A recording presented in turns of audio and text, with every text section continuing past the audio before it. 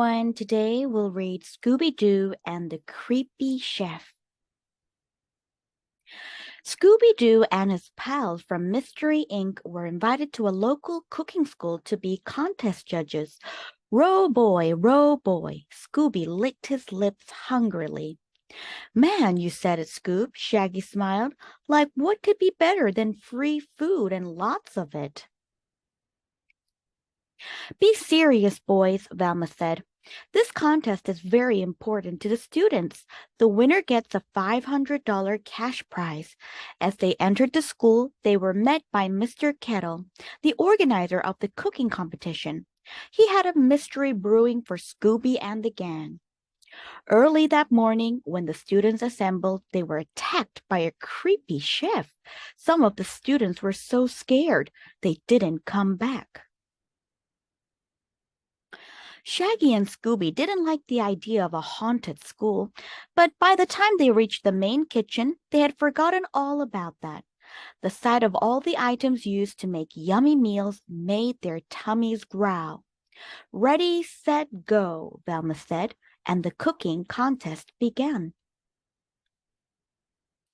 But as soon as the competition started, it was interrupted. The creepy chef appeared out of nowhere and chanted in an eerie voice, "Ha ha ha and ho ho ho, isn't it time that everyone ate? No need to cook a meal, have spaghetti from my plate." Ordinarily, Shaggy and Scooby would love some spaghetti, but not this kind.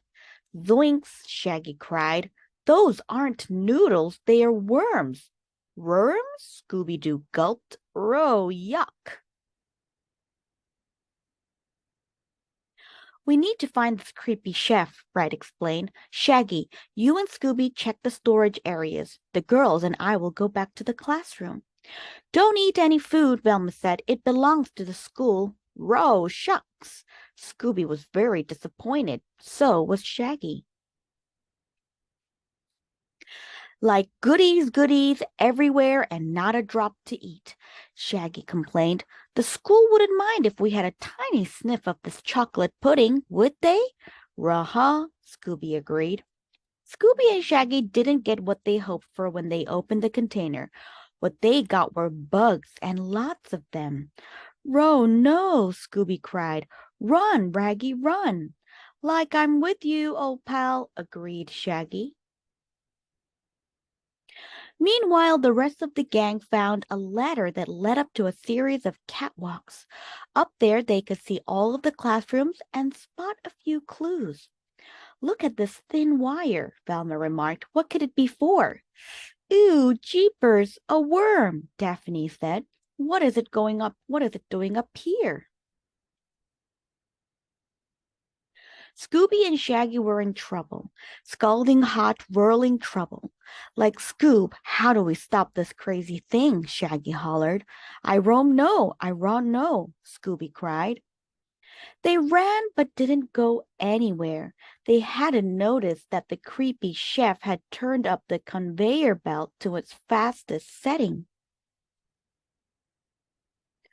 Finally free from the dishwasher, Shaggy and Scooby ran into a freezer. Luckily, the creepy chef didn't want to follow, and the rest of the gang was already inside. Fred had thought of a plan to catch the creepy chef. "All we need is Shaggy and Scooby to get his attention," Fred said. "Zoinks," Shaggy explained. "I knew you would say that." Soon, Scooby and Shaggy returned to the main kitchen, disguised as French chefs. Bonjour, said Scooby-Doo. Hello. Like, where are these students?" Shaggy asked, with a very bad French accent. But it worked. The creepy chef appeared. "Who have we here? Too many cooks spoil the broth," I said. "Ha ha and tra-la-la with my egg beater. I'll beat you away." But Fred had other ideas. He pushed over a heavy ice sculpture. It fell right on top of the creepy chef. Kabam! Then, to everyone's surprise, Mr. Kettle was pulled down from the catwalk. Thud! "Jinkies," Velma said.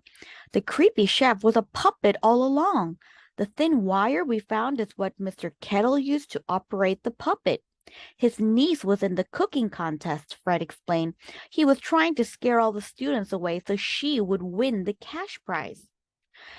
It would have worked too if it weren't for you meddling kids and your dog, Mr. Kettle grumbled.